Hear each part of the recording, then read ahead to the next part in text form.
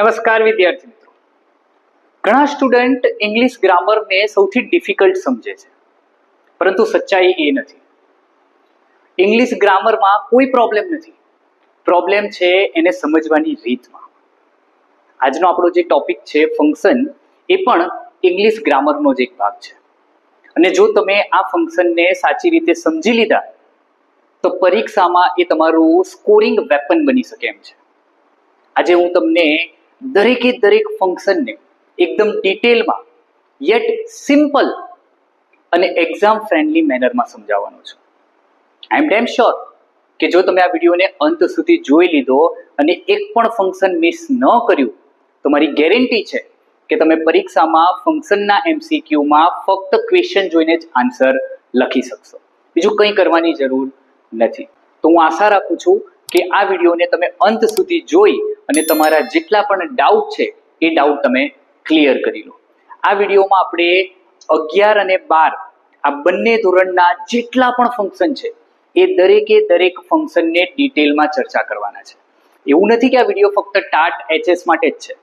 TAT S માટે પણ આ વિડીયો એટલો જ મહત્વનો છે, કારણ કે એમાં પણ ફંક્શન આ જ લેવલના પૂછાય છે. તમારે એ ભૂલવાનું નથી કે તમે ટાટ સેકન્ડરીની પરીક્ષા આપી રહ્યા છો, પરંતુ તમારી પરીક્ષાનું લેવલ એ 11-12 ધોરણનું જ હશે. એટલે આ વસ્તુને ધ્યાનમાં રાખજો. એટલે તમારા માટે પણ આ વિડીયો એટલો જ મહત્વનો છે. તો ચાલો વધારે સમય બગાડતા નથી અને કરીએ વિડીયોની શરૂઆત.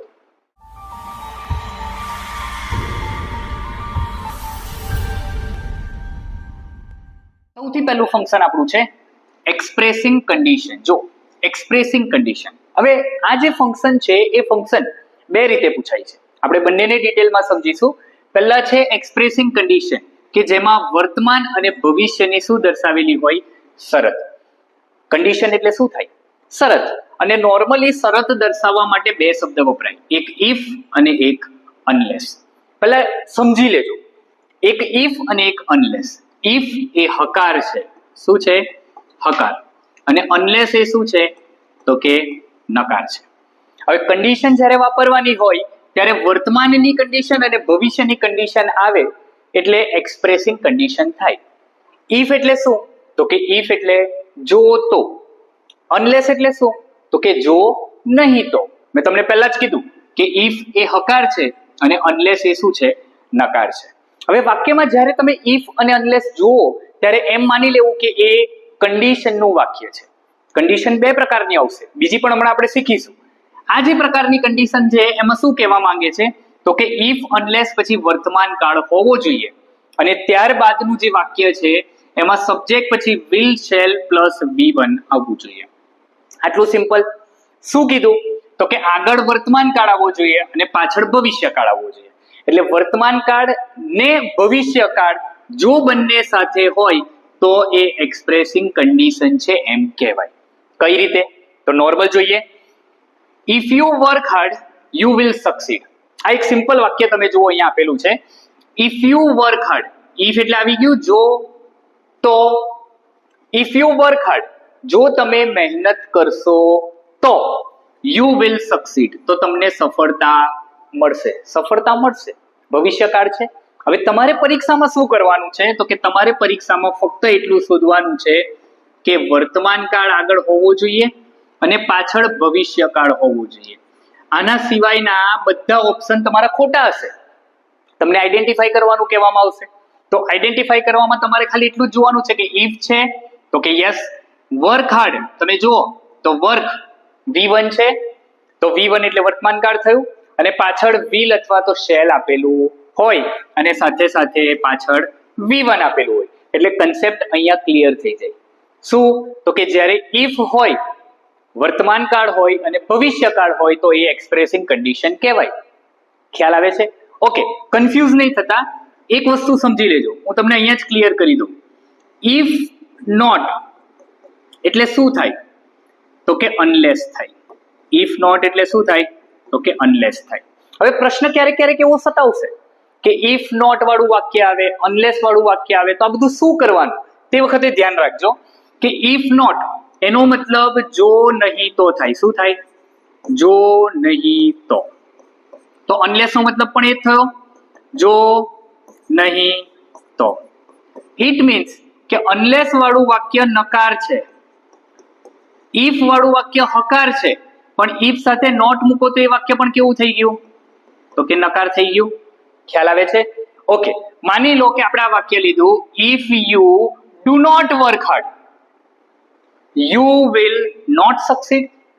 જો તમે મહેનત નહીં કરો તો તમને સફળતા મળશે નહીં. તમે જોયું મેં શું કર્યું? મેં ફક્ત અહીંયા ડુ નોટ મૂક્યું. શું મૂક્યું? ડુ નોટ મૂક્યું. If you do not work hard તો કે યુ વિલ નોટ સક્સીડ, તો તમને સફળતા મળશે નહીં. હવે આ જ વાક્યને જ્યારે મારે અનલેસ થી બનાવવું છે તો હું શું કરીશ? અનલેસ વાળા વાક્યમાં નોટ આગળના વાક્યમાં આવતું નથી, એટલે આ કાઢી નાખવાનું અને ઇફ ની જગ્યા પર શું મૂકી દેવાનું? અનલેસ. તો જો વાક્ય બનશે, unless you work hard you will not succeed. પાછળ નોટ આવવું જરૂરી છે. કેમ? ગુજરાતી કરો. અનલેસ યુ વર્ક હાર્ડ, જો તમે મહેનત નહીં કરો તો.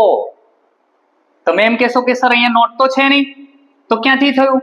પણ અનલેસ નો મિનિંગ જ શું છે?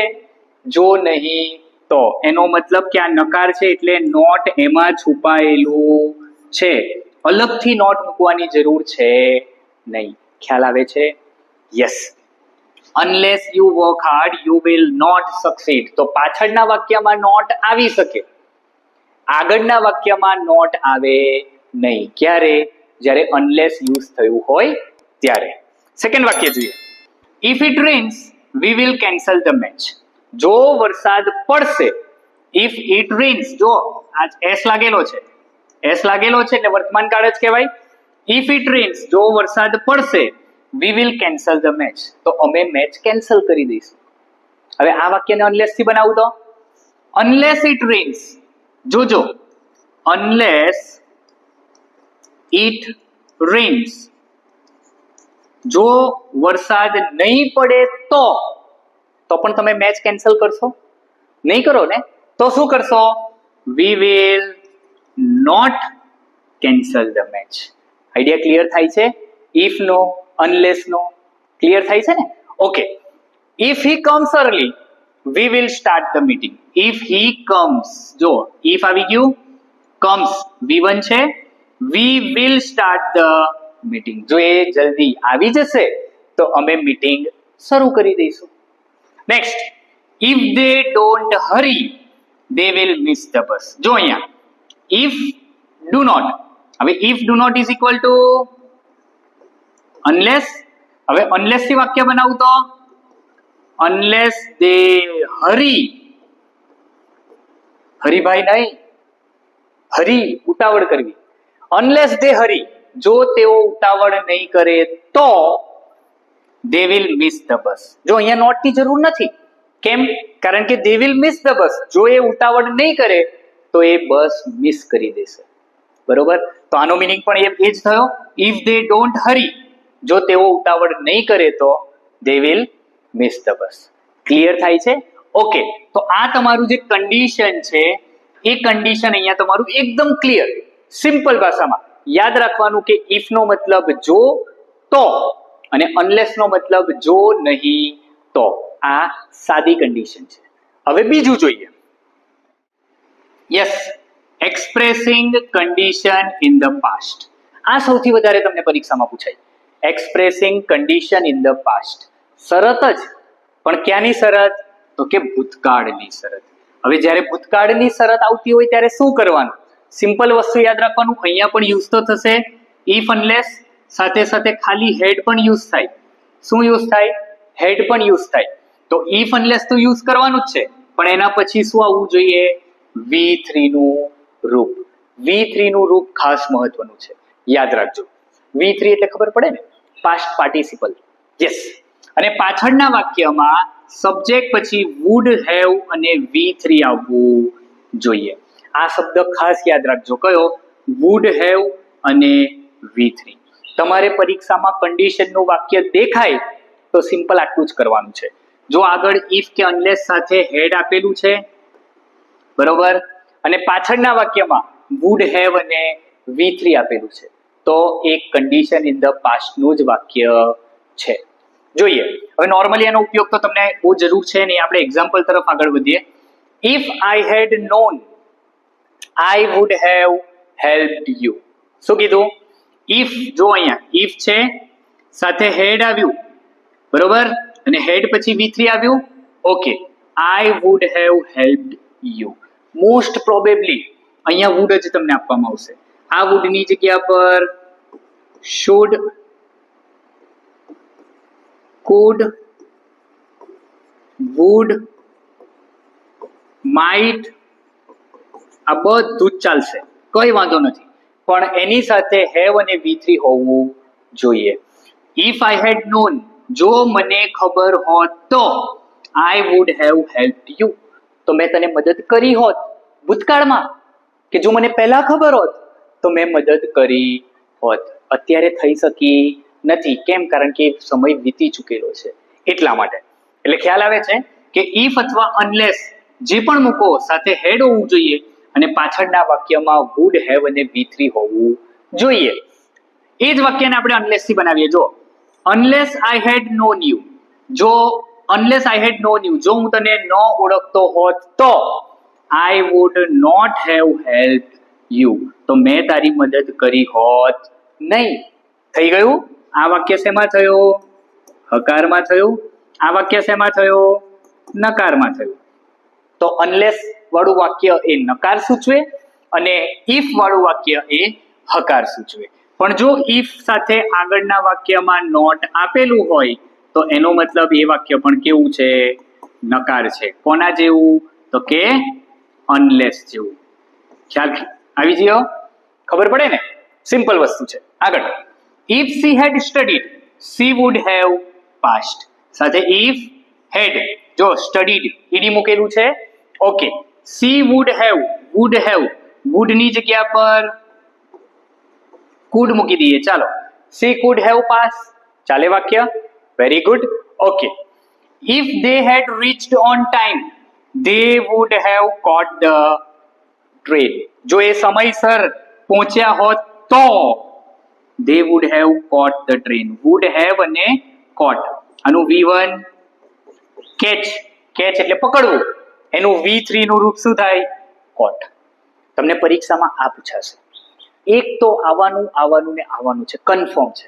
તમારા 15 86 થી ક્વેશ્ચન આવે ને, 86 to 100 જનરલ પેપરમાં, એમાં પણ આ ફંક્શન પૂછાશે. એટલે યાદ રાખજો, તમારા 101 થી 200 માં તો આવવાના જ છે, એમાં તો આવશે જ, પણ 86 થી 100 જે જનરલ પેપર છે એ જનરલ પેપરમાં પણ આ ફંક્શન આવે છે દરેકને. ટાટ એસ માં પણ આવે છે અને ટાટ એચએસ માં પણ આવે છે. એટલે ખૂબ ધ્યાનથી સમજી લેજો આને. ખ્યાલ આવી ગયો? If you had informed me earlier I would have arranged everything. જો તે મને બધું જ પહેલા જણાવી દીધું હોત તો I would have arranged everything, તો મેં બધું જ પહેલાથી અરેન્જ કરીને રાખ્યું હોત. જો તે મને ન જણાવ્યું હોત તો મેં અરેન્જ કરીને ન રાખ્યું હોત. તો ઇફ, યસ, તો કે ઇફ સાથે હેડ છે. હા, જો ઇફ સાથે હેડ છે તો એનો મતલબ પાછળ વુડ હેવ અને V3 જ આવવું જોઈએ, તો જ તમારું ફંક્શન સાચું છે. ખ્યાલ આવી ગયા બંને ફંક્શનમાં? ફરી એકવાર રિપીટ કરાવી દઉં કે એક્સપ્રેસિંગ કન્ડિશન એકલું હોય તો આગળ વર્તમાન કાળ આવવો જોઈએ અને પાછળ ભવિષ્ય કાળ આવવું જોઈએ, એટલે કે વિલ શેલ આવવું જોઈએ. જો expressing condition in the past છે તો ઇફ સાથે હેડ હશે અને પાછળના વાક્યમાં વુડ હેવ અને V3 આવવું જોઈએ. આઈ હોપ સો કે હવે બંને ફંક્શન તમારા ક્લિયર. આગળ વધીએ. Showing contrast. શોઈંગ કોન્ટ્રાસ્ટ આ એક સરસ મજાનું ફંક્શન છે કે જેને આપણે ગણીએ છીએ વિરોધાભાસ. જ્યારે બે વિરોધી બાબતને એક જ વાક્યમાં આપણે દર્શાવવી હોય ને ત્યારે આપણે શોઈંગ કોન્ટ્રાસ્ટનો ઉપયોગ કરીએ. એમાં ઘણા બધા કીવર્ડ આવે છે, જેવા કે though, although, even though, even if, but, yet, still, however, as, in spite of અને ડિસ્પાઇટ. આ બધા કીવર્ડ એક શેના છે? તો કે શોઈંગ કોન્ટ્રાસ્ટના છે. યાદ કઈ રીતે રાખીશું? તો જોજો, ધો, ઓલ્ધો, ઇવન ઇફ આ એક સરખા જેવા છે. બટ, યટ, સ્ટીલ આ એક સરખા છે.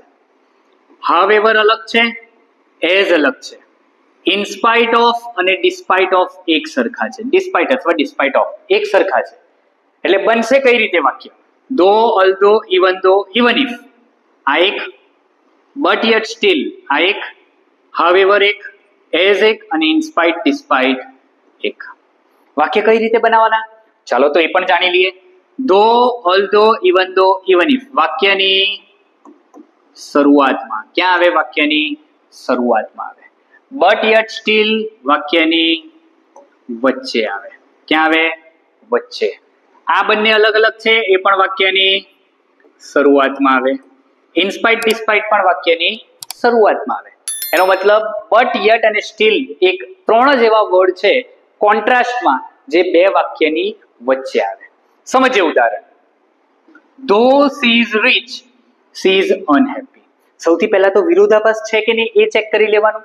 હા, વિરોધાભાસ કોને કહેવાય? જો અહીંયા she is rich, she is unhappy, તો આને વિરોધાભાસ કહેવાય જ. એ રીચ છે છતાં પણ નાખુશ છે, ખુશ નથી, તો વિરોધાભાસ થયો ને. મારી પાસે પૈસા હોય તો હું ખુશ ના હોઉં? ઓબ્વિયસ છે ખુશ હોવ. તમારી પાસે પૈસા હોય તો તમે ખુશ હોય ને? ઓબ્વિયસ છે તમે પણ ખુશ હોવ. પણ અહીંયા she is rich, she is unhappy, તો વિરોધાભાસ છે. વાક્ય કઈ રીતે બનાવ્યું છે જુઓ. વાક્યની શરૂઆતમાં ધો મૂકી દીધું. ધો સી ઇઝ રીચ, ખાલી સિમ્પલ આગળ વાક્યમાં ધો જ મૂકેલું છે. ધો સી ઇઝ રીચ, તે અમીર છે છતાં પણ. આનો મિનિંગ શું થાય? છતાં પણ. મોસ્ટ ઓફ બધા જ શબ્દોનો મિનિંગ થશે છતાં પણ. એ અમીર છે છતાં પણ એ ખુશ છે નહીં. તમે જોયું, ધો મૂક્યું ને વાક્યમાં વચ્ચે શું મૂકી દીધો? કોમા. વાક્ય બની ગયું. આ વાક્યને ઓલ્ધો થી બનાવો તો પણ સેમ રહે, ઇવન ધો થી બનાવો તો પણ સેમ રહે, ઇવન ઇફ થી બનાવો તો પણ સેમ રહે. ફક્ત વર્ડ બદલવાનો. Although she is rich, even though she is rich, even if she is rich.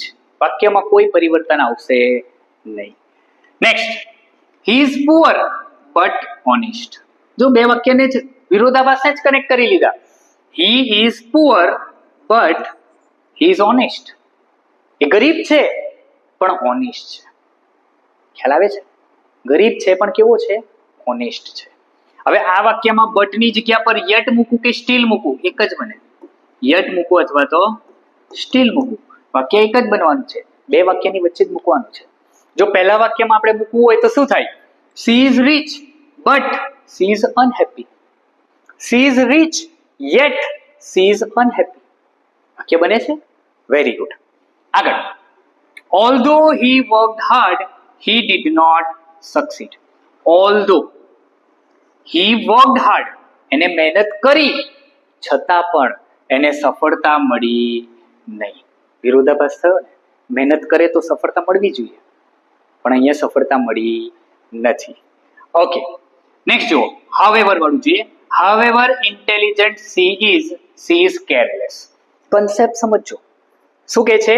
However intelligent she is careless.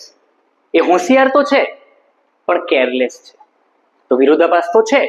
વાક્ય કયું યુઝ કરેલું છે? હાવેવર.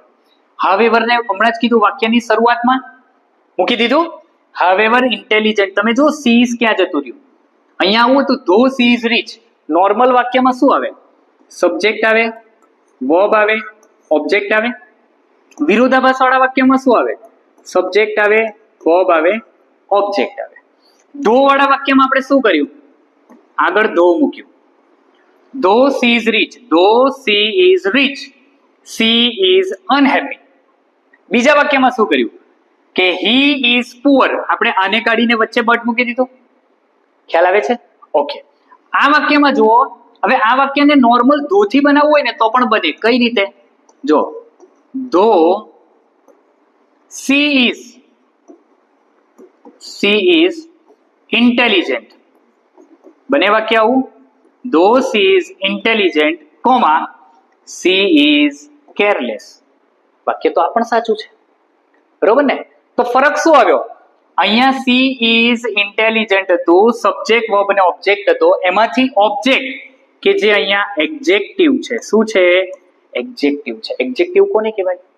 કે જે નામના અર્થમાં વધારો કરે તે શબ્દ એડજેક્ટિવ કહેવાય, વિશેષણ. ખ્યાલ આવે ને? ઓકે, તો આ ઓબ્જેક્ટ છે આપણું એ શું છે? એડજેક્ટિવ છે. એ એડજેક્ટિવને મેં ક્યાં લીધું? તો કે હાવેવર પછી. હાવેવર પછી શું લીધું? એડજેક્ટિવ. તો હું તમને અહીંયા સિમ્પલ એમ સમજાવું કે હાવેવર પછી અને એઝ પહેલા શું આવે? તો કે એડજેક્ટિવ આવે. શું આવે? એડજેક્ટિવ. હજુ એ સમજવાનું ને. હાવેવર પછી એઝ પહેલા શું આવે? એડજેક્ટિવ. આ નિયમ યાદ રાખી લેજો. થયું હાવેવર પછી? આ જ વાક્યને મારે એઝ થી બનાવવું છે તો શું થશે? મેં કીધું તમને એઝ પહેલા એટલે વાક્યની શરૂઆત શેનાથી કરીશું? ઇન્ટેલિજન્ટ થી કરીએ. બરોબર?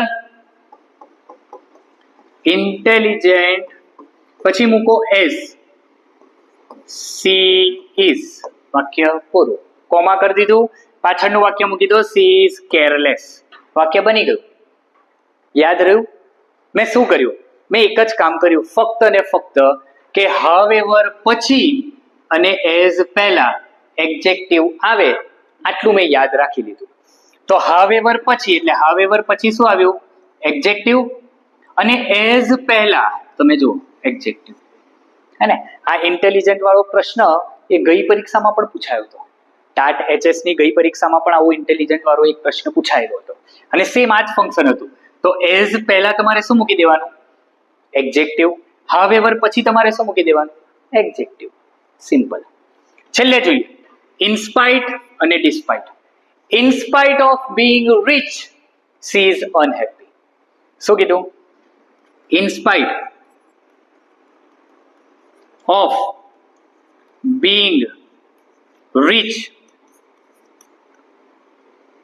ઇનસ્પાઇટ of being rich she is unhappy. તમે જુઓ ઇનસ્પાઇટ ઓફ બીઇંગ અહીંયા બધામાં તમે જુઓ તો તમને સબ્જેક્ટ દેખાય છે. જો આ બધામાં વાક્યની શરૂઆતમાં સબ્જેક્ટ છે. આ લાઈનમાં તમે જુઓ ક્યાંય તમને સબ્જેક્ટ નહીં દેખાય. ઇનસ્પાઇટ ઓફ બીઇંગ રીચ અમીર હોવા છતાં કોમા કરીને પાછળ તમારે સબ્જેક્ટ મૂકવાનો છે. ક્લિયર થાય? ફંક્શન ક્લિયર થાય? આઈ હોપ સો કે અહીંયા તમારું કન્ફ્યુઝન એ કોન્ટ્રાસ્ટનું પૂરું આવે કે નહીં. માર્ક ખાલી આટલું જોઈને પરીક્ષામાં માર્ક આવે? આવી જ જાય.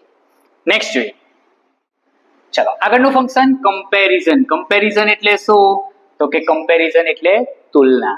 અને અંગ્રેજીમાં તુલના કોણ કરે?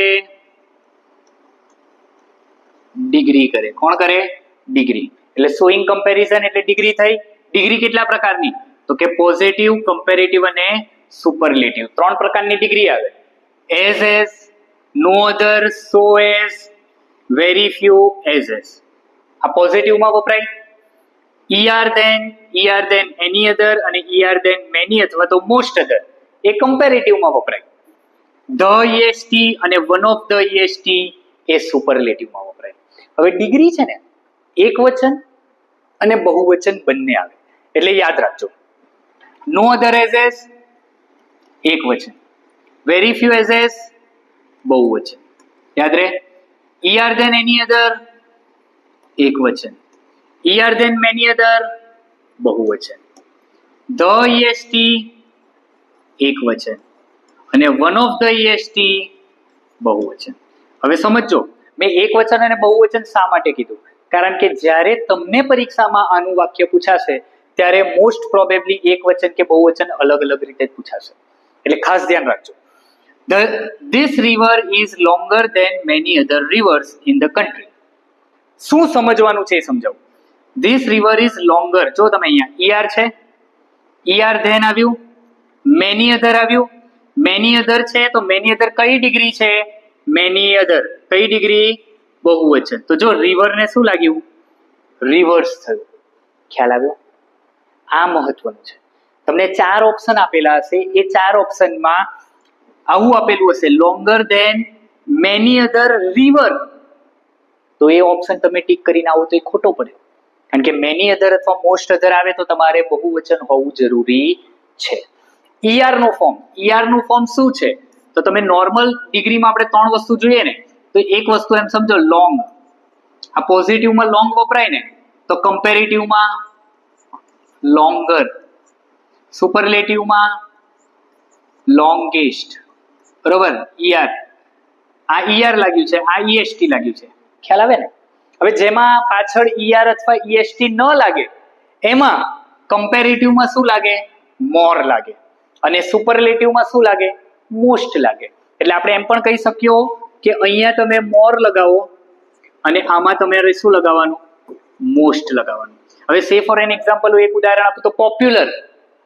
પોપ્યુલરમાં પાછળ પાછો ER લગાડી શકાય નહીં, પોપ્યુલરર આવું થશે નહીં.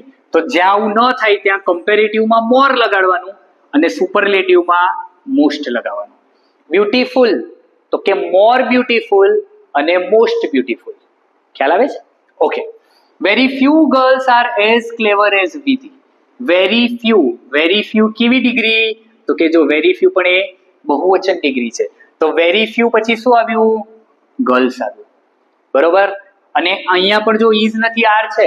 Very few girls are as clever as વિધિ, એટલે કે વિધિ જેટલી વધારે ક્લેવર કોઈ છોકરીઓ છે નહીં. Next, gold is more precious than any other metal. Gold is, જો પ્રિસિયસ શબ્દમાં ER લાગતો નથી એટલા માટે આગળ શું લગાવ્યું? મોર લગાવ્યું. અને મોર લાગે તો ધેન જ આવે. હા, મોર લાગે તો ઢેલ જ આવે, બરોબર ને? મોર હોય તો ઢેલ હોય. એ જ રીતે મોર હોય તો ધેન આવે અને આવે. યાદ રહે આવું? ઓકે. મોર પ્રિસિયસ ધેન એની અધર. એની અધર કઈ ડિગ્રી? એની અધર એક વચન. તો અહીંયા ખાલી મેટલ આપેલું છે, જો મેટલ્સ આપેલું નથી એટલે મેટલ એક વચન કહેવાય, મેટલ્સ એ બહુવચન કહેવાય. તો યાદ રહે, ER ધેન એની અધર એક વચન, ER ધેન મેની અધર અથવા મેની અધર્સ એ બહુવચન. ક્લિયર ને? Okay. This is one of the best movies I have ever seen. One of the, જો one of the best, best માં EST સમાઈ ગયું, બરોબર. તો એ કઈ ડિગ્રી છે? one of the EST એટલે બહુવચન. તો જો મૂવીઝ છે, મૂવી છે નહીં. તો આ કમ્પેરિઝનમાં યાદ રાખવાની વસ્તુ એટલી કે એક વચન કે બહુવચન બહુ ધ્યાનથી તમે જો જોઈ લીધું તો તમારો માર્ક કપાવાનો નથી. નેક્સ્ટ જોઈએ. Okay, double comparison. આગળની કઈ ડિગ્રી છે? સોરી, આગળનું જે ફંક્શન છે એ કયું છે? Double comparison. એ પણ ક્યાંથી લીધેલું છે? આપણી ડિગ્રીમાંથી જ લીધેલું છે, પણ અહીંયા એક જ ડિગ્રી વપરાય. કઈ? તો કે કમ્પેરેટિવ ડિગ્રી. તમે કમ્પેરેટિવ ડિગ્રી હમણાં જોઈને આવ્યા, એ જ ડિગ્રીનો ઉપયોગ અહીંયા ડબલ કમ્પેરિઝનમાં થાય છે. એમાં એકવાર તુલના કરેલી હોય. ડબલ કમ્પેરિઝન એટલે કેટલી વાર તુલના કરવામાં આવે? 2 વાર તુલના કરવામાં આવે એને કહેવાય double comparison. Simple. Okay, comparative form આપી દીધું. કમ્પેરેટિવ ફોર્મ એટલે ER વાળું ફોર્મ, બરોબર, અથવા તો મોર વાળું ફોર્મ. અને પાછળ પણ જો કમ્પેરેટિવ ફોર્મ તો અહીંયા ER વાળું ફોર્મ અથવા તો મોર વાળું ફોર્મ. એટલે આ તમારી કમ્પેરિઝન થઈ ગઈ. શું કહેવા માંગે છે? The more you read, the more you learn. જેટલું તમે વધારે વાંચશો એટલું તમે વધારે શીખશો. કહીએ તો આપણે આવું જ ને કે જેટલું વધારે પ્રેક્ટિસ કરીએ એટલા સારા માર્ક્સ આવે. તો સિમ્પલ વસ્તુ, ધ મોર વધારે, ધ મોર વધારે. ખ્યાલ આવે છે? ધ હાર્ડર યુ વર્ક, જો પાછળ ER આવ્યું, હાર્ડનું શું થયું? હાર્ડર. તો આ કમ્પેરેટિવ ફોર્મ થઈ ગયું. The harder you work, the better result you get. તમારે ક્યાં વાક્ય બનાવવું છે? તમારે તો ફક્ત આઈડેન્ટિફાઈ કરવું છે ને. તો આવી રીતે યાદ રહે ને. More more double comparison, ER double comparison. ખ્યાલ આવે? Okay. The more he earns, the more he spends. જેટલા વધારે કમાઈએ એટલા વધારે ઉડાવીએ, ઓછા કમાઈએ ઓછા ઉડાવીએ. The more you practice, the more confident you become. જેટલી વધારે પ્રેક્ટિસ કરશો એટલો કોન્ફિડન્સ વધારે આવશે. The sooner we start, ER જલ્દી, સુનર એટલે જલ્દી.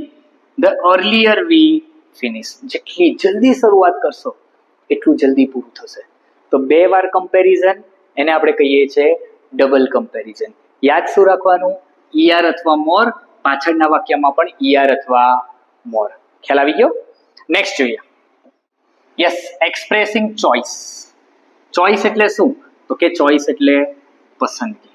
આ ફંક્શન બીજી રીતે પણ પૂછાય, પ્રેફરન્સ તરીકે. કઈ રીતે? પ્રેફરન્સ. પ્રેફરન્સનો મતલબ પણ પસંદગી જ થાય, બરોબર? ઓકે, શું કહે છે? વુડ રાધર પ્લસ V1 અને ધેન પ્લસ V1. ક્યારેક ક્યારેક વુડ રાધર એકલું પણ આપી દીધું હોય, ધેનની જરૂર પડતી નથી. બસ ચોઈસ આવે એટલે યાદ રાખવાનું વુડ રાધર અને ધેન. વુડ રાધર ધેન પછી શેનો ઉપયોગ કરવાનો? તો કે V1. હવે આ ફંક્શન છે ને ક્યારે વપરાય? જ્યારે તમે કોઈ કાર્ય તમારું બહુ સારી રીતે ન કરી શક્યા હોય ને, તો એના બદલામાં કોઈ કાર્ય કરી શક્યા હોત એવી ભાવના વ્યક્ત કરવા માટે વપરાય. નોર્મલી આપણે કોઈ કાર્ય તરત કરી નાખ્યું, પણ એ કાર્ય બહુ સંતોષકારક રીતે થયું નહીં, તો એ કાર્ય ન થવા બદલ આપણે શું વિચારીએ? અલા, આના કરતાં તો પેલું કર્યું હોત તો સારું થાત. બસ ત્યારે આ ફંક્શન વપરાય. કઈ રીતે? I would rather work hard than waste time. I would rather it means choice. યાદ રાખજો, would rather it means choice. Choice આગળ પણ આવશે, હજુ પણ એક ફંક્શનમાં ચોઈસ આવશે, પણ એ અલગ છે. I would rather, જો would rather પછી work hard તો work V1 થયું, then waste time, waste એ શું થયું? V1. તો હું મહેનત કરીશ, then waste time, એટલે કે સમય બગાડ્યા વગર હું શું કરીશ? મહેનત કરીશ. એટલે મેં સમય ન બગાડ્યો હોત અને મહેનત કરી હોત તો સારું રહેત. I would rather walk than take a bus. બસ લેવા કરતા હું શું કરીશ? ચાલવાનું વધારે પસંદ કરીશ. તો would rather પછી V1, then પછી V1. I would rather play cricket than sit idle. ખાલી બેસી રહેવા કરતા હું ક્રિકેટ રમવાનું વધારે પસંદ કરીશ. તો would rather પછી પ્લે છે V1, then પછી sit, બેસવું. શું યાદ રાખવાનું? તો કે would rather પ્લસ V1. છે કે નહીં? એકદમ ઈઝી. બસ આટલું તમે યાદ રાખી લો એટલે તમારું કામ પૂરું. I would rather not go than stay here alone. She would rather not eat junk food than fall asleep. બીમાર પડે એના કરતા જંક ફૂડ ન ખાવું એ જ સારું કહેવાય ને. જંક ફૂડ કોને કહેવાય? રોટલીને? દાળ ભાત શાક રોટલી એ જંક ફૂડ કહેવાય નહીં. જંક ફૂડ કોને કહેવાય? આને આ બધા જંક ફૂડ છે. યસ, જે આપણે ડેલી ખાઈએ છીએ એ જંક ફૂડ છે. ક્લિયર ને? ઓકે, તો ખ્યાલ આવી ગયો. Would rather plus V1 than plus V1 એટલે શું? Expressing choice. Next, expressing alternative choice. આ પણ ચોઇસ, પણ કેવી? અલ્ટરનેટિવ. અલ્ટરનેટિવનો મતલબ થાય વિકલ્પ સ્વરૂપે. કેવું? વિકલ્પ સ્વરૂપે. તમને વિકલ્પ સ્વરૂપે મળતી હોય એ ચોઇસ. વિકલ્પ ક્યારે આવે? તમને પરીક્ષામાં આવે ને, ABCD, તમારે ચોઇસ કરવાનું ને, A સાચો, B સાચો, C સાચો કે D સાચો, અને બધા નથી આવડતા તો E તો સાચો જ આપણા માટે, હે ને? પરીક્ષામાં યાદ રાખજો, જે તમને કન્ફર્મ ન આવડતો હોય એનો જવાબ E જ ટીક કરીને આવજો, કારણ કે આમાં માઇનસ માર્કિંગ સિસ્ટમ છે. તો આપણે ખોટા આપણને આવડતા નથી એના માર્ક કપાવા દેવાની જરૂર નથી. ક્લિયર? યસ. ચાલો, પસંદગી કેવી? તો કે બેમાંથી એક અથવા બેમાંથી એક પણ નહીં. આઈધર ઓર એટલે બેમાંથી એકની પસંદગી, નાઈધર નોર એટલે બેમાંથી એક પણની પસંદગી નહીં. એટલે નોર્મલી આ વાક્ય કેવું આવે? હકાર આવે. નાઈધર વાળું વાક્ય કેવું આવે? તો કે નકાર આવે. એટલે હકાર વાળું વાક્ય આઈધર હોય, નકાર વાળું વાક્ય નાઈધર હોય.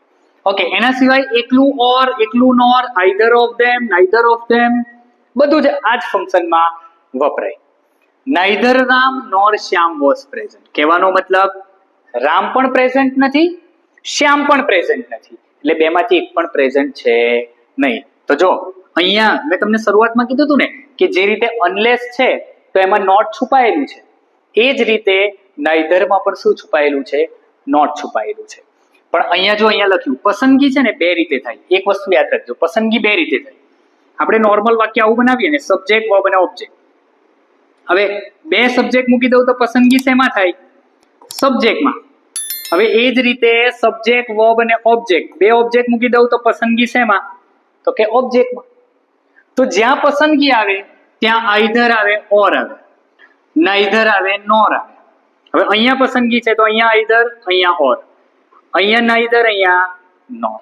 સિમ્પલ વસ્તુ છે, એકદમ ઇઝી. અહીંયા જો સબ્જેક્ટ કેટલા? રામ, શ્યામ. તો બે સબ્જેક્ટ છે તો પહેલાની આગળ નાઈધર, બીજાની આગળ નોર. વોઝ પ્રેઝન્ટ થઈ ગયું. Neither the teacher nor the students were ready. Teacher પણ રેડી નહોતા, બાળકો પણ રેડી નહોતા. He is neither rich nor famous. એ પૈસાદાર પણ નથી, ફેમસ પણ નથી. તમે જોયું એક વસ્તુ ઊંધું નથી વપરાયું. આઈધર સાથે નોટ ન વપરાય, નાઈધર સાથે ઓર ન વપરાય. આવું ક્યારેય વપરાય નહીં. આઈધર સાથે નોર અને નાઈધર સાથે ઓર ક્યારે પણ વપરાતું નથી. તમને આ ફંક્શન જો પરીક્ષામાં પૂછાશે ને તો એકાદું ઓપ્શન એવો આપેલો હશે કે જેમાં નાઈધર સાથે ઓર આપેલું હશે અથવા આઈધર સાથે નોર આપેલું હશે. ઇટ મીન્સ એ તો ખોટું જ છે, એ ક્યારેય સાચું હોવાનું નથી. Either you apologise or you leave the class. કાં તો માફી માંગ, કાં તો ક્લાસ છોડીને જ જતો રહે. બેમાંથી કોઈ એક તો પસંદગી આપી. માફી માંગે તો બેસી જઈ શકે, માફી ન માંગવી હોય તો ક્લાસની બહાર જા. ખ્યાલ આવે? તો જો either you apologise or you leave the class. કાં તો એપોલોજાઇઝ કાં તો leave the class. You can either study now or regret later. તમારી માટે આ જ છે, અત્યારે ભણી લો, નહીં તો રિઝલ્ટ આવશે ને ત્યારે પસ્તાવો થશે. તો આ સમય છે, આ સમય તમે જો પકડી લીધો તો બેમાંથી કોઈ એક ઓપ્શન, આપણી પાસે એક જ ઓપ્શન છે, કયો? રિગ્રેટ લેટર કરવાનો નથી. સ્ટડી નાઉ, અત્યારે વાંચી લો, પાછળથી પસ્તાવાની જરૂર પડશે નહીં. તો આઈ હોપ સો કે આ ક્લિયર થઈ ગયું કે કઈ કઈ જગ્યા પર પસંદગી આવે. સબ્જેક્ટમાં હોય તો આઈધર ઓર ત્યાં આવે, ઓબ્જેક્ટમાં હોય તો આઈધર ઓર પાછળ આવે. ક્લિયર છે? Very good. આગળનું ફંક્શન જોઈએ. Showing purpose. પર્પઝ એટલે શું? હેતુ અથવા ઈરાદો. એટલે નોર્મલી જ્યારે તમારે વાક્યમાં હેતુ દર્શાવવો હોય, ઈરાદો દર્શાવવો હોય, ત્યારે આપણે આ ફંક્શનનો ઉપયોગ કરીએ. તમે નોર્મલી આપણે એક સિમ્પલ વાક્ય લઈએ તો તમને ખ્યાલ આવી જાય. તમે કોલેજમાં શું કરવા જતા હતા? જોજો અહીંયા આન્સર બહુ બધા હશે. મેં કોલેજ નામ લીધું છે, સ્કૂલ નહીં. સ્કૂલ નામ લીધું હોત તો તમે એમ કહી શકો સર સ્કૂલમાં તો બધા ભણવા જ જાય ને. કોલેજમાં આજકાલ એવું નથી, દરેકના આન્સર અલગ હોઈ શકે. તમે કોલેજ ગયા હતા, શું કરવા ગયા હતા? તો મોસ્ટ ઓફ બધાના આન્સર એવા જ હોવા જોઈએ કે અમે ભણવા ગયા હતા. તો તમારો ઈરાદો શું હતો? ભણવાનો હતો ને. હા, એ વસ્તુ અલગ છે કે બીજું કંઈક તમે કર્યું હોય, એ 2 નંબરની વાત છે. તમે કર્યું, મેં કર્યું, બધાએ કર્યું, સમય હતો એ. પરંતુ અત્યારે કે છે પર્પઝ કોને કહેવાય? તો કે જે ઈરાદાથી આપણે કોઈ કાર્ય કરતા હોય ત્યારે પર્પઝ આવે. શું આવે એમાં? That, so that, in order that, to, in order to અને for, with a view to. આટલા શબ્દો યાદ રાખી લેજો. So that, that, in order that, to, in order to અને for, with a view to. આટલા શબ્દોમાં જ્યારે ધેટ, સો ધેટ અને ઇન ઓર્ડર ધેટ વપરાય ત્યારે એના પછી શું આવે? કરતા આવે. શું આવે? કરતા. ટુ, ઇન ઓર્ડર ટુ પછી શું આવે? V1 આવે. અને ફોર અને વિથ અ વ્યૂ ટુ પછી શું આવે? V4 આવે. કન્ફ્યુઝન બિલકુલ થવું જોઈએ નહીં. વિથ અ વ્યૂ ટુ, ભલે 2 છે, 2 પછી પણ શું મૂકવાનું છે? V4. નોર્મલી અંગ્રેજી ભાષામાં, અંગ્રેજી ગ્રામરમાં જ્યાં પણ 2 આવે ત્યાં પાછળ V1 આવે. પરંતુ આ એક એવો અપવાદ છે કે વિથ અ વ્યૂ ટુ સાથે શું મૂકવાનું આવે? V4. I hope so V4 એટલે તમને ખ્યાલ હશે જ. V4 એટલે શું? ING વાળું રૂપ. કયું રૂપ? ING વાળું રૂપ. એને આપણે V4 કહીએ. અને મેઇન વર્બ એટલે જે પ્લે છે તો પ્લે એકલું જ આવે તો એ V1. અને અહીંયા પ્લે નું શું થઈ જાય? પ્લેઇંગ. એટલે V4 બની ગયું. ક્લિયર? યાદ રહે? સો that, that, in order that પછી કરતા આવવું જોઈએ, ટુ, ઇન ઓર્ડર ટુ પછી V1 આવવું જોઈએ અને for, with a view to પછી V4 આવવું જોઈએ. That's it. વાક્ય જોઈએ. He works hard so that he can succeed. જો so that આવ્યું, ઓકે, વાક્યની વચ્ચે so that આવવાનું છે તો ઓબ્વિયસ જ છે કારણ કે ઈરાદો આપણે પાછળ બતાવવાનો છે. He works hard, એ મહેનત શા માટે કરે છે? so that, જેથી કરીને he can succeed, જેથી કરીને એને સફળતા મળે. તમે પણ મહેનત એટલા માટે જ કરો છો કે તમને સફળતા મળે. આટલો લાંબો વિડીયો જોવા માટે બેઠા છો એનો મતલબ છે કે તમે મહેનત કરી રહ્યા છો. And I really like it. હવે સમજો, અહીંયા વર્ક્સ છે. ઇટ મીન્સ પાછળ એસ લાગેલો છે એટલે V1 છે. હવે V1 છે ને તો પાછળ કેન છે. જોજો અહીંયા સમજો, અહીંયા લખેલું છે can, could, may, might. Can ક્યારે? V1 વખતે. મે ક્યારે? V1 વખતે. કુડ ક્યારે? V2 વખતે. માઇટ ક્યારે? V2 વખતે. કેમ? એક સિમ્પલ ભાષામાં સમજાવું તો સો ધેટ વાળા વાક્યમાં તમારે યાદ રાખવાનું, આગળ વાક્ય વર્તમાન કાળ હોય તો પાછળનું વાક્ય પણ વર્તમાન કાળ આવે. આવું યાદ રહે. આગળનું વાક્ય ભૂતકાળ હોય તો પાછળનું વાક્ય ભૂતકાળ આવે. આ જગ્યા ઉપર હી વર્કડ હાર્ડ આવું લખેલું હતું. વર્કડ હાર્ડ તો પાછળ આ કેનની જગ્યા, સોરી, આ કેનની જગ્યા ઉપર શું આવી ગયું હોત? કુડ આવી ગયો હોત. શું આવી ગયો હોત? કુડ. તો આગળ વર્તમાન કાળ, પાછળ વર્તમાન કાળ. આગળ ભૂતકાળ તો પાછળ ભૂતકાળ. I saved money in order that I might buy a new bike. જો અહીંયા saved V2 છે તો પાછળ શું આવ્યું? might આવ્યું. અહીંયા જો might હોય તો શું આવે? ભૂતકાળ આવે. આટલું યાદ ખાલી અહીંયા જ રાખવાનું છે, ખાલી અહીંયા. આ બધામાં તો કંઈ યાદ રાખવાની જરૂર છે નહીં. I study daily in order to, જો ટુ આવ્યું તો પાછળના વાક્યમાં સીધું સ્કોર આવી ગયું. પાછળના વાક્યમાં એવું નથી કીધું I study daily in order to I can get good score. કઈ નહીં. ટુ આવે છે તો V1 આવવું જોઈએ. They are saving money to build a house. એકલું ટુ પણ આવી શકે, in order to પણ આવી શકે. ખ્યાલ આવે છે ને? They invested money with a view to, with a view to પછી શું મૂક્યું? V4 મૂક્યો. યસ. અહીંયા with a view to પછી on એકલું આવશે નહીં. એના પછી V4 હોવું જોઈએ, હોવું જોઈએ અને હોવું જોઈએ. She joined coaching classes for improving V4. જો for અને with a view to, for અને with a view to બંનેમાં શું છે તો કે V4 આપેલું છે. તો ઇટ મીન્સ કે તમારે પર્પઝ યાદ રાખવું હોય તો તમારે કઈ વસ્તુ યાદ રાખવાની? આટલી વસ્તુ યાદ રાખવાની. So that, that, in order that પછી કરતા, ટુ ઇન ઓર્ડર ટુ પછી V1 અને for with a view to પછી V4. That's it. આટલું યાદ રાખો એટલે તમારું પર્પઝ એકદમ ક્લિયર. આઈ હોપ સો કે અહીંયા સુધીને તમને પૂરેપૂરો ખ્યાલ આવેલો છે. કોઈ કન્ફ્યુઝન તમારા માટે હવે વધેલું નથી. Next, yes, showing result.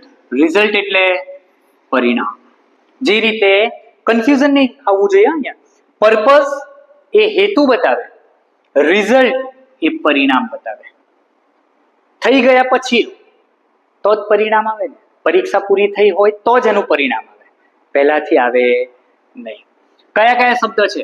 So that. સરે હમણાં જ કીધું સો ધેટ, હે ને? પર્પઝમાં સો ધેટ જ શીખીને આવ્યા. અહીંયા પણ સો ધેટ છે, પણ બંનેમાં ફરક છે. મારા ઉચ્ચારણમાં તમે સાંભળો. શું કીધું? પેલામાં સો ધેટ હતું. શું હતું? So that.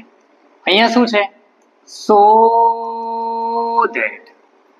આવું ઉચ્ચારણ કરો ને, પ્રોનાઉન્સિએશન, તો તમને યાદ રાખવામાં પણ વાંધો આવશે નહીં. જોઈએ શું કહે છે? He was so that. વચ્ચે એક શબ્દ આવી ગયો. પેલામાં કોઈ પણ શબ્દ નહોતો, અહીંયા એક શબ્દ આવી ગયો. કયો શબ્દ આવી ગયો? તો કે ટાયર્ડ. ટાયર્ડ શું છે? તો કે એડજેક્ટિવ છે. શું છે? એડજેક્ટિવ. એનો મતલબ સો અને ધેટ ની વચ્ચે શું આવે? તો કે એડજેક્ટિવ. સચ અને ધેટ ની વચ્ચે શું આવે? તો કે એડજેક્ટિવ. ટુ અને ટુ ની વચ્ચે શું આવે? તો કે એડજેક્ટિવ. અને ઇનફ ટુ પહેલા શું આવે? એડજેક્ટિવ. આ યાદ રાખવાની રીત. સો ધેટ વચ્ચે એડજેક્ટિવ, સચ ધેટ વચ્ચે એડજેક્ટિવ, ટુ ટુ વચ્ચે એડજેક્ટિવ અને ઇનફ ટુ પહેલા એડજેક્ટિવ. ક્યાં? પહેલા એડજેક્ટિવ. આટલું તમે યાદ રાખો એટલે તમારું ફંક્શન ક્લિયર. જોઈએ, he was so tired that he fell asleep immediately. એટલો બધો બીમાર થઈ ગયો હતો, સોરી, એટલો બધો થાકી ગયો હતો કે એ તરત જ જઈને સૂઈ ગયો. તો સો ધેટ ટાયર્ડ એડજેક્ટિવ કહેવાય. અ ટાયર્ડ મેન એડજેક્ટિવ થઈ ગયું ને. It was such a difficult question that. સચ અને ધેટ વચ્ચે તમે જુઓ ઘણી બધી વસ્તુ જુઓ છો, દેખાય છે? તો સચ અને ધેટ વચ્ચે શું મૂકવાનું? તો કે સચ પછી an બરોબર પ્લસ નાઉન અથવા તો એડજેક્ટિવ પ્લસ તમારે શું મૂકવાનું? ધેટ. આટલી વસ્તુ હોવી જોઈએ સચ અને ધેટ ની વચ્ચે. જો સચ અ ડિફિકલ્ટ ક્વેશ્ચન, સચ આ ડિફિકલ્ટ, એના પછી પણ આવી શકે ક્વેશ્ચન, એટલે આવું પણ આવે એ અથવા એન, પછી એડજેક્ટિવ, પછી નાઉન અને પછી ધેટ, આવું પણ આવે સચ અને ધેટ ની વચ્ચે. સો અને ધેટ ની વચ્ચે તો એડજેક્ટિવ અને નાઉન એકલું મૂકી દો તો પણ ચાલે, એકલું એડજેક્ટિવ મૂકી દો તો પણ ચાલે, પણ સચ વાળા વાક્યમાં એ એન હોવું જોઈએ અને હોવું જોઈએ. આ ભૂલાય નહીં, યાદ રહેશે. Okay. The problem was too difficult to, અને ટુ આવ્યું એટલે V1 આવે. The problem was too difficult to solve. આ જે છે ને એ નકાર છે. શું છે? નકાર. આનું ગુજરાતી કરો ને તો તમને ખ્યાલ આવે. The problem was too difficult. જે પ્રશ્ન હતો એ એટલો અઘરો હતો કે જેનું સોલ્યુશન થઈ શકે એવું હતું નહીં. નકાર થયું. ક્યાંય નોટ દેખાય છે? નહીં. જે રીતે અનલેસમાં નોટ છુપાયેલું હતું, નાઈધરમાં નોટ છુપાયેલું હતું, એ જ રીતે ટુમાં પણ નોટ છુપાયેલું છે. એટલે આ પણ કેવું છે? નકાર. દેખાશે તમને હકાર, કારણ કે નોટ નથી.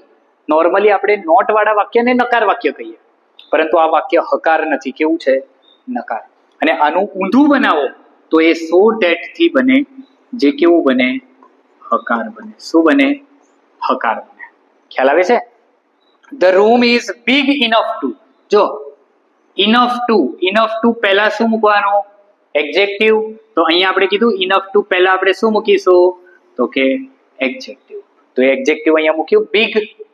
અ બિગ રૂમ, તો રૂમ નાઉન કહેવાય અને એડજેક્ટિવ શું કહેવાય? તો કે બિગ કહેવાય. અકોમોડેટ મેની પીપલ. રૂમ એટલો બધો મોટો છે કે ઘણા બધા લોકોને એમાં સમાવી શકે એમ છે. અકોમોડેટ એટલે સમાવવું.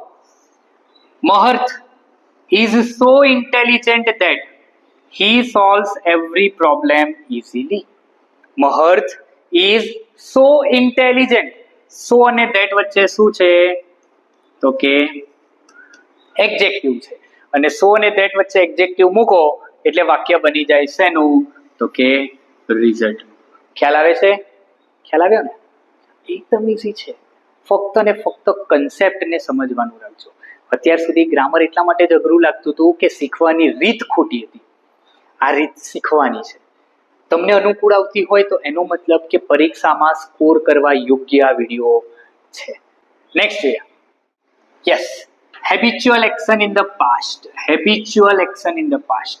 આ એક સરસ મજાનું ફંક્શન, એકદમ ઈઝી ફંક્શન.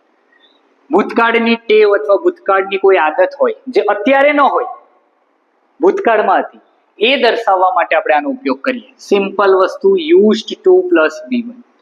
Used to. અને નકારમાં બનાવો તો ડીડ નોટ, યુઝ ટુ. આ શેમાં? નકારમાં. અને હકારમાં તો કે યુઝ્ડ ટુ. યાદ રહેશે? We used to smoke, but now he has quit. He used to smoke. Used to. પહેલા સ્મોક કરતો હતો, હવે કરતો નથી. Used to અને સ્મોક શું છે? V1.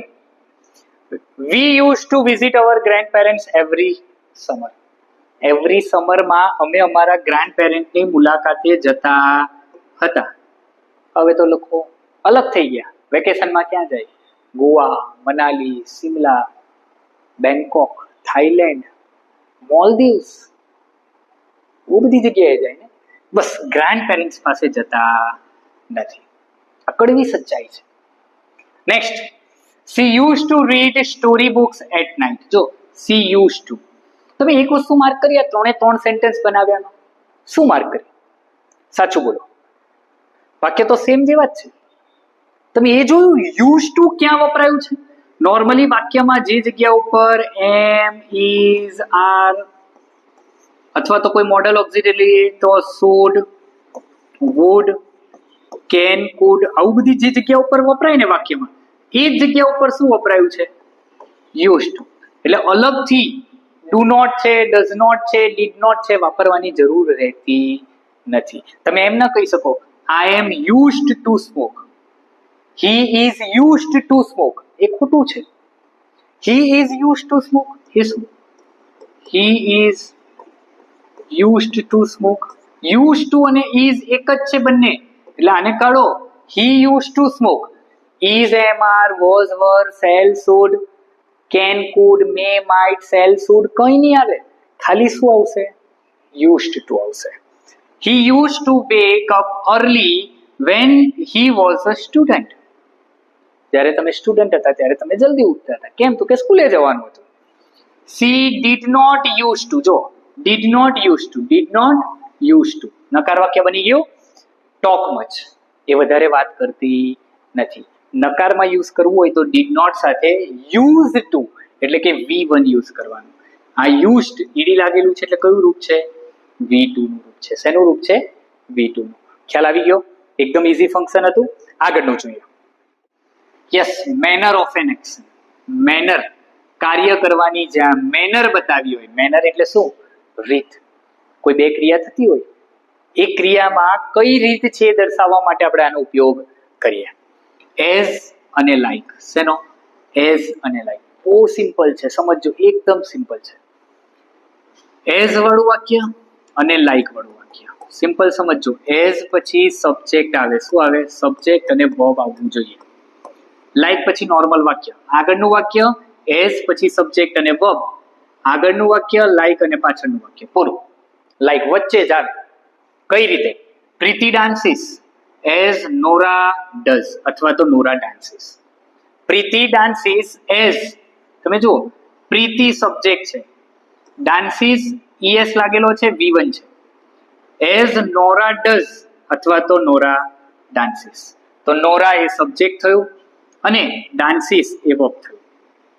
અહીંયા તમે જુઓ વર્તમાન કાળ હોય ને તો પાછળ આપણે ડઝ મૂકીએ અને ભૂતકાળ હોય ને તો શું મૂકીએ? ડીડ મૂકીએ. આ જે વર્બ છે એ બેઠે બેઠું મૂકી દો તો પણ ચાલે, અને તમારે એ વર્બ નથી આવતું અને ડઝ આવે છે તો પણ એ સાચું છે. પણ એઝ પછી સબ્જેક્ટ અને વર્બ હોવું જરૂરી છે, જરૂરી છે અને જરૂરી છે. લાઈકમાં એવું નહીં હોય. જુઓ તમે, the baby cried like a child in pain. Verb છે જ નહીં. લાઈક અ ચાઇલ્ડ તમે આટલું વાક્ય બનાવો તો પણ ચાલે. The baby cried like a child. એ બેબી રડ્યું કોના જેવું? તો કે ચાઇલ્ડ જેવું, નાના બાળક જેવું જ રડ્યું. She dances like a trained artist. She dances like. They performed as the coach guided them. છે. He acted as a teacher did. જો acted એટલે V2, તો V2 તો પાછળ did અથવા તો V2. નોર્મલી અંગ્રેજીના બધા ફંક્શન આવા જ છે. આગળ વર્તમાન કાળ, પાછળ વર્તમાન કાળ, આગળ ભૂતકાળ, પાછળ ભૂતકાળ. ખ્યાલ આવે છે? તો એકદમ ઈઝી છે. મેનર જ છે. કોહલી ક્રિકેટ રમે છે, હું ક્રિકેટ રમું છું. હું કોના જેવું ક્રિકેટ રમું છું? કોહલી જેવું રમું છું. થઈ ગયું. મારી રમવાની રીત કોના જેવી છે? કોહલી જેવી છે. તો કમ્પેરિઝન પણ થઈ ગઈ, રીત પણ બતાવી દીધી. ખ્યાલ આવી ગયો? બે સબ્જેક્ટ પણ થઈ ગયા. બે સબ્જેક્ટની જરૂર હતી કારણ કે અહીંયા પણ એક સબ્જેક્ટ આવે અને એઝ મૂકો તો પાછળ પણ એક સબ્જેક્ટ આવે. તો I play cricket as Kohli does. I played cricket as Kohli did. Simple, that's it. ચાલો નેક્સ્ટ જોઈએ. Supposition of an action. 12મું function, supposition of an action. Suppose એટલે સપોઝ. સપોઝ એટલે ધારવું થાય, ધારણા. હવે મેં હમણાં એમ કીધું કે મારી રમવાની રીત કોહલી જેવી છે, તો અહીંયા એમ કે છે સપોઝિશન ઓફ એન એક્શન એટલે ધારણા. મારી રીત કોહલી જેવી રમવાની હતી ને, અહીંયા હું ધારું છું કે હું કોના જેવો છું? કોહલી જેવો છું. એવી ધારણા રજૂ કરું છું. અને એના માટે બે શબ્દ વપરાય, કયા? એઝ ઇફ અને એઝ ધો. એઝ ઇફ એઝ ધો. સપોઝિશન આવે એટલે એઝ ઇફ અને એઝ ધો આવે. એમાં બે રીતે સિમ્પલ સમજજો. એક વર્તમાન કાળ આવે અને એક ભૂતકાળ આવે. જો વર્તમાન કાળ આવે તો as if plus he, C અથવા ઇટ સાથે શું આવે? વર આવે. શું આવશે? વર. યાદ રાખજો સર, ખોટું લખાઈ રહ્યું છે કે? વર્તમાન કાળમાં વર આવે? ન આવે ને? સર કેમ લખી રહ્યા છે? આવે. અહીંયા એઝ ઇફ છે, વર્તમાન કાળ છે તો વર, અને જો ભૂતકાળમાં એઝ ઇફ આવે તો હી, સી, ઇટ સાથે હેડ બીન. શું આવશે? હેડ બીન. આટલું યાદ રાખી લેજો. વર્તમાન કાળ હોય તો વર અને ભૂતકાળ હોય તો હેડ બીન. તો ક્યારેય ખોટું પડશે નહીં. ફરી એકવાર જોઈ લો, ન દેખાયું હોય તો. વર્તમાન કાળ હોય તો વર, ભૂતકાળ હોય તો હેડ બીન. તમારું ફંક્શન અહીંયા જ ક્લિયર થઈ ગયું. એઝ ઇફ અને એઝ ધો. આ એઝ ઇફ ની જગ્યાએ એઝ ધો મૂકી દો તો પણ સાચું. વિધિ સિંગ્સ એઝ ઇફ. હવે વિધિ છોકરી છે તો અહીંયા સી આવે. આવે સી? હા. તો સી પછી શું મૂકવાનું? વર. કેમ વર મૂક્યું? કારણ કે સિંગ્સ જો V1 છે. અહીંયા જ ખ્યાલ આવી જાય. વર્તમાન કાળ ક્યાં જોવાનો? વર્બ જ જોઈ લેવાનું. વિધિ સિંગ્સ એઝ ઇફ સી વર નેહા કક્કર. વિધિ કોના જેવું ગાય છે? તો કે નેહા કક્કર જેવું. કેતન પ્લેડ. જો પ્લેડ, પ્લેડ એટલે V2 થયું તો એઝ ઇફ હી હેડ બીન. પાછળ હેડ બીન આવ્યું. કેમ હેડ બીન આવ્યું? કારણ કે આગળ ભૂતકાળ હતું. એઝ ઇફ જ છે, અહીંયા પણ એઝ ઇફ છે. હવે અહીંયા કેતન હતું તો કેતન તો છોકરો છે તો કેતન માટે શું વપરાયું? હી. હી, સી કે ઇટ, ત્રણ જ વસ્તુ વપરાય. ખ્યાલ આવે? ઓકે. રાગિની રન્સ એઝ ધો સી વર ઉસેન બોલ્ટ. જો રાગિની કોના જેવું દોડે છે? ઉસેન બોલ્ટ છે. ઉસેન બોલ્ટનું નામ સાંભળેલું છે ને? ઓલિમ્પિકનો વર્લ્ડ ચેમ્પિયન છે. 100 મીટર દોડમાં વર્લ્ડ ચેમ્પિયન ઉસેન બોલ્ટ. તો રાગિનીનું દોડવાનું રન્સ V1, V1 તો પાછળ વર. હી બિહેવ્સ V1 તો પાછળ were. He behaves as if he were a king. એ કોના જેવું બિહેવ કરે છે? જાણે કે રાજા હોય. તો એઝ ઇફ એઝ ધો મતલબ શું થાય? જાણે કે. શું થાય? જાણે કે. He talks as if he had seen a ghost. Sorry, he talked as if he had seen a ghost. તો હેડ બીન, બીન એ શું છે? તો કે V3 નું રૂપ છે. તો અહીંયા V3 થઈ ગયું. He talked as if he had seen a ghost. ખ્યાલ આવ્યો? એકદમ ઈઝી છે. બંને ફંક્શન ઈઝી હતા. એક મેનર પણ ઈઝી હતું જેમાં એઝ અને લાઈક યુઝ કર્યું, અને આ સપોઝિશન પણ ઈઝી છે કે જેમાં તમે એઝ ઇફ અને એઝ ધો યુઝ કરો છો. તો બંને ફંક્શન ચોપડીમાં એક સાથે આપેલા છે. આગળ જોઈએ. Offering suggestion. સજેશન એટલે શું? તો કે સલાહ, સૂચન. જ્યારે આપણે કોઈકને સલાહ આપવી હોય, કોઈકને સૂચન આપવું હોય ત્યારે આ ફંક્શનનો ઉપયોગ થાય. હવે જો સલાહ સૂચન છે ને, નોર્મલી સામાન્ય સલાહ આપતા હોય તો શુડ આવે. થોડી ગંભીર પ્રકારની સલાહ આપતા હોય તો ઓટ ટુ આવે, અને બહુ ગંભીર પ્રકારની સલાહ આપતા હોય ને તો હેડ બેટર આવે. આટલું યાદ રાખી લેજો. એક સામાન્ય, આપણે ડિગ્રી હમણાં શીખીને આવ્યા તો આપણે એમ સમજીએ, સ્ટ્રોંગ કોઈક સલાહ આપવી હોય તો શુડ, બરોબર. સ્ટ્રોંગર સલાહ આપવી છે, થોડીક વધારે જોરદાર, તો ઓટ ટુ. અને સ્ટ્રોંગેસ્ટ સલાહ આપવી છે તો હેડ બેટર. ખ્યાલ આવે ને? શુડ સામાન્ય સલાહ, ઓટ ટુ થોડી ગંભીર પ્રકારની, અને હેડ બેટર સૌથી ગંભીર પ્રકારની. હવે સિમ્પલ એક વાત તમને કહું, કોઈક સ્મોક કરે છે, હવે એને આપણે સલાહ કેવી આપીશું? મને કહો, કેવી? સામાન્ય, ગંભીર કે અતિ ગંભીર? એને શું કરવું છે? મરી જવું જોઈએ? એ તો એમ પણ મરવાનો છે. સ્મોક કરે છે તો એમ પણ મરવાનો છે. પણ સલાહ તમે આપવા જાઓ તો નોર્મલી તમે એને કહો ને, ભાઈ છોડી દે, ઇટ ઇઝ નોટ ગુડ. બહુ દિવસે પછી તમે ગયા હોય, હજુ નથી છોડી, છોડી દે, મરી જઈશ. એક પછી એક લેવલ તમે વધારતા જાઓ. પહેલા કે છોડી દે, છોડી દે, ન છોડે, હજુ છોડી દે, ડોક્ટરને બતાવો, નહીં, હજુ પણ નથી છોડતો, ક્યાં મળીશું? પણ તારા ગયાના 15, 50, 60 વર્ષ પછી અમારે એટલું જલ્દી મળવું નથી, હે ને? તો સલાહ છે, સામાન્ય છે. યુ શુડ સ્ટડી, શુડ પછી શું આવે? V1 અહીંયા લખેલું જ છે, જો શુડ, ought to અને had better પછી શું આવે? સામાન્ય ક્રિયાપદ V1. You ought to respect your elders, તો રિસ્પેક્ટ શું છે? V1. We should save money for the future, સામાન્ય સલાહ છે, should પછી V1. You had better not waste your time in watching films, है ना? You had better not waste your time. You had better watch this video till end. થાય ને? You had better watch this video till end for better understanding. તો had better not મૂકી દીધું, waste. He ought not to tell lies. Yes, આ સમજાવવાનું છે તમને. આનું નકાર બનાવવું તો હું શું મૂકું? તો કે should not. Simple. should not નકાર થઈ ગયું. had better not નકાર થઈ ગયું. had better not નકાર થઈ ગયું. પણ not to નું એવું નથી, જો ought not to. શું કર્યું? ought to પછી not નથી મૂક્યું. ought પછી not અને પછી to મૂક્યું, એટલે ought not to. ત્યારે જઈને શું બને છે? નકાર બને છે. કદાચ નકારનું વાક્ય પૂછાય તો યાદ રાખવાનું કે ought to not આવું આપેલું હોય ને, ought to not, તો આ કેવું છે? ખોટું છે. સાચું શું આવવું જોઈએ? ought not to. આ કેવું છે? સાચું છે. ખ્યાલ આવશે? ગ્રેટ. તો એકદમ ઈઝી ફંક્શન હતું. આગળ વધીએ. Yes, showing reason. જ્યારે કારણ દર્શાવવું હોય, અને કારણ દર્શાવવા માટે બહુ બધા શબ્દ, because, since, as, on account of, due to, because of, બહુ બધા શબ્દ. ઓઈંગ ટુ, અહીંયા ઓઈંગ ટુ પણ એડ કરી શકો. બહુ બધા શબ્દ છે, ખાલી કારણ બતાવે.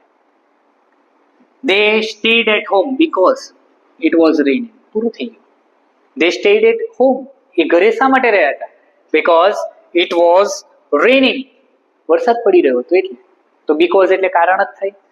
Okay, since he was tired, વાક્યની શરૂઆતમાં છે, જો since she was tired, she went to bed early. એ થાકી ગયેલી હતી એટલે જલ્દી સૂઈ ગઈ. તો કારણ મળી ગયું. થાકી ગયેલી હતી એટલે. He succeeded because of. હવે because of પછી વર્ક હાર્ડ. આ યાદ રાખો. વાક્યની વચ્ચે વપરાય. બીકોઝ પણ વાક્યની વચ્ચે જ વપરાય, કારણ કે બે વાક્યને જોડવાનું જ કામ કરે બીકોઝ. એ જ રીતે બીકોઝ ઓફ પણ એક સંયોજક જ છે, બે વાક્યને જોડવાનું કામ કરે. The accident occurred due to careless driving. Due to ના લીધે. એક્સિડન્ટ કેમ થયો? તો કે કેરલેસ ડ્રાઇવિંગ ના લીધે થયો. She resigned on account of personal reason. On account of, પોતાના પર્સનલ રીઝન ના લીધે તેણીએ રિઝાઇન આપ્યું. તો આવા જ્યારે શબ્દ આવે છે ત્યારે એ શું બને છે?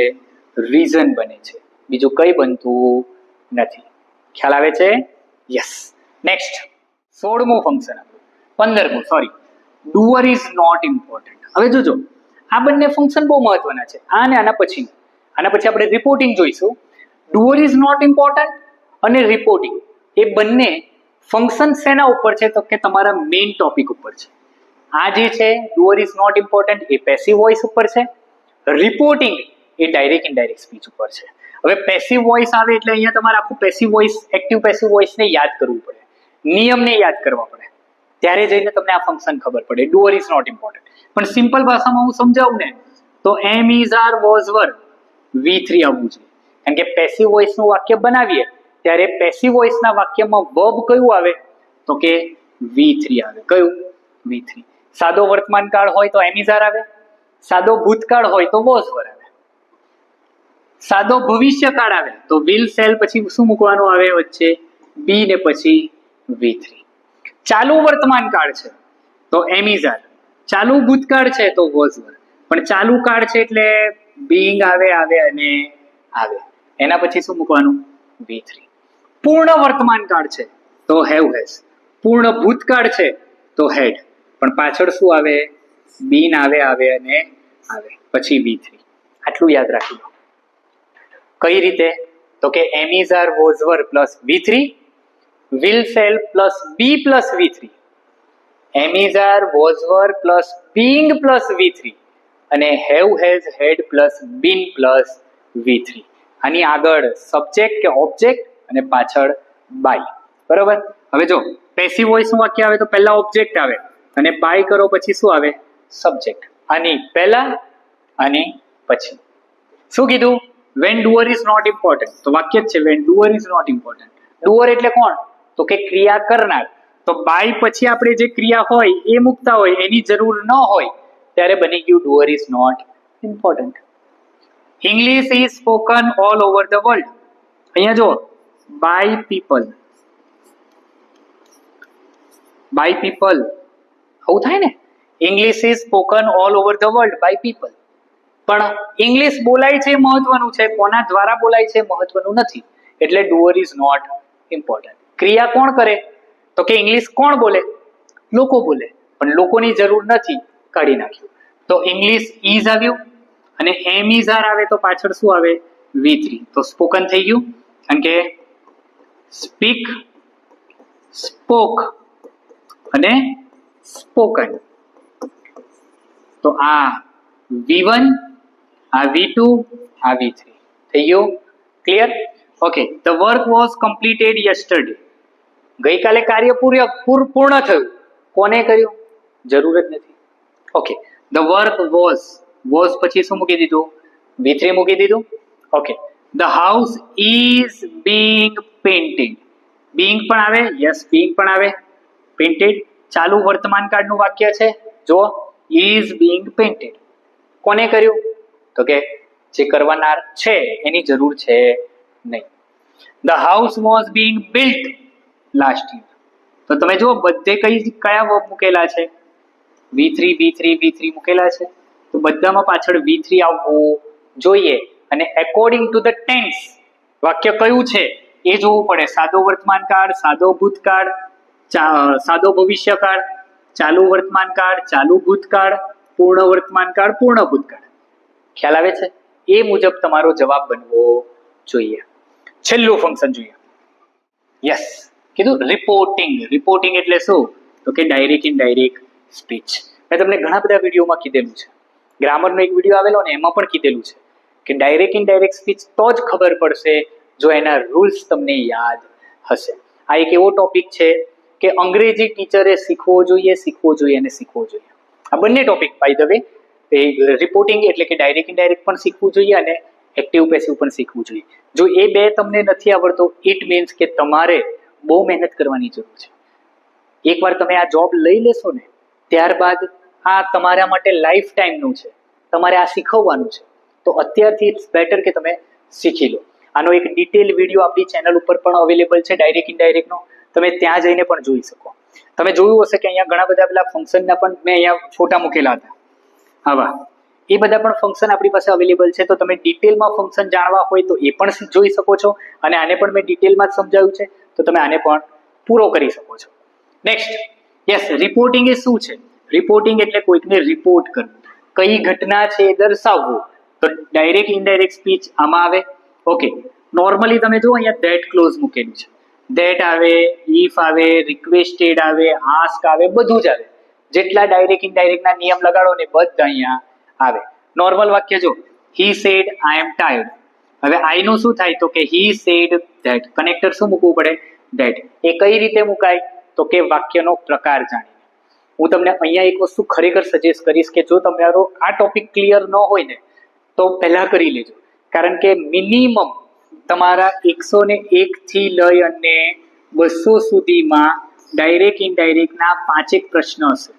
અને 86 થી લઈને 100 માં પણ તમારા 1 કે 2 પ્રશ્ન હશે. એટલે માનીને ચાલો કે તમારા 7 પ્રશ્ન ડાયરેક્ટ ઇનડાયરેક્ટ ઉપર ટકેલા હશે. તમારા 7 માર્ક ડાયરેક્ટ ઇનડાયરેક્ટ પર હશે. તો તમે એક કામ કરો, તમને જો ક્લિયરલી ના આવડતું હોય તો ઉપર આઈ બટન ઉપર એક લિંક આવતી હશે. એ આપણો ડાયરેક્ટ ઇનડાયરેક્ટ સ્પીચનો પૂરેપૂરો વિડીયો છે. એક જ વિડીયો છે કે જેમાં આપણે પૂરેપૂરું ડાયરેક્ટ ઇનડાયરેક્ટ સ્પીચ સમજાવ્યું છે. તમે એને ચેક કરીને જોઈ શકો છો. ડિટેલમાં ખ્યાલ આવી જશે. આ બધી વસ્તુમાં થોડો સમય તમારી પાસે હોવો જોઈએ. યાદ રાખજો. કારણ કે તમારે દરેક વસ્તુ શોર્ટકટમાં મળવી પોસિબલ નથી. ક્યારેક પેલો પ્રોવર્બ છે ને, shortcut will make you short. બધું શોર્ટકટમાં શોધવા જશો ને તો એ પોસિબલ નહીં થાય. એ હમણાં ને તો પછી શીખવાનો તો છે જ. તો ઇટ્સ બેટર કે આ સમય છે, થોડો ઘણો સમય કાઢી લો, રાત્રે થોડું જાગી લો, પણ આ ટોપિક તમારો ક્લિયર કરી દેજો, તો તમારા પોસિબલી 7 માર્ક આવવાની સંભાવના છે. જોઈએ, he said I am tired, he said that. I નું શું થયું? હી થયું. એમ નું શું થયું? વોઝ થયું. ને ટાયર્ડ નું tired. She said I will come tomorrow. તો ટુમોરો નું શું થાય? તો કે ધ નેક્સ્ટ ડે થાય, ધ ફોલોઈંગ ડે થાય. યસ. આઈ નું શું કર્યું? તો કે સી. વિલ નું શું કર્યું? વુડ. જો વિલ પછી V1 આવે તો વુડ પછી પણ શું આવે? V1. અને કનેક્ટર શું મૂકી દીધું હતું? ધેટ. આ બધા પ્રશ્ન શેમાં છે? તો કે અસર્ટિવમાં છે. શેમાં? અસર્ટિવમાં છે. અને અસર્ટિવ એટલે કે વિધાન વાક્યમાં છે. જો વાક્ય પ્રશ્નાર્થમાં આવે તો ધેટ ની જગ્યા ઉપર આસ્ક આવે, ઇફ આવે. જો એ રિપોર્ટેડ સ્પીચમાં તમે અલગ અલગ પ્રકારના વાક્ય છે ને, વિધાન વાક્ય છે, પ્રશ્નાર્થ વાક્ય છે, બરોબર, આજ્ઞાર્થ વાક્ય છે, પછી ઉદ્ગાર વાક્ય છે, તો આ બધાના અલગ અલગ રૂલ્સ લાગુ થાય. એ દરેક રૂલ્સ તમને આવડવા જોઈએ. આ ટુમોરોનું નેક્સ્ટ ડે થાય, યસ્ટરડેનું ધ પ્રીવિયસ ડે થાય, હિયરનું ધેર થાય. આવું બધું તમને આવડવું જોઈએ. અને એ આવડે તો જ તમારા આ ફંક્શન ક્લિયર થશે. ખબર પડી?